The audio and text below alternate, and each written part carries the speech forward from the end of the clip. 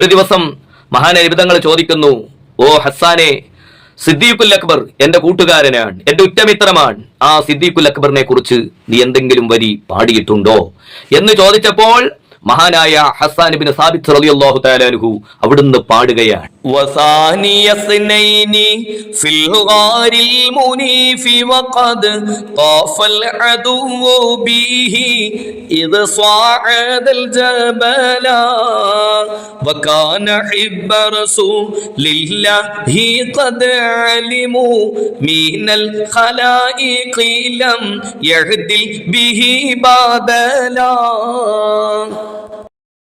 സൗർ എന്ന ഗുഹയുടെ സമീപത്ത് മഹാനായ മുത്തുനബി സല്ലല്ലാഹു അലൈഹി വസല്ലം തങ്ങളും സിദ്ദീഖുൽ അക്ബർ റളിയല്ലാഹു തആല അൻഹുവും എത്തുകയാണ്. ആ ശത്രുക്കളിൽ നിന്ന് രക്ഷപ്പെടാനുള്ള സർവ്വ വഴികളും മഹാനായ സിദ്ദീഖുൽ അക്ബർ റളിയല്ലാഹു തആല അൻഹു ഹബീബായ നബി തങ്ങൾക്ക് ഒരുക്കി കൊടുക്കുക.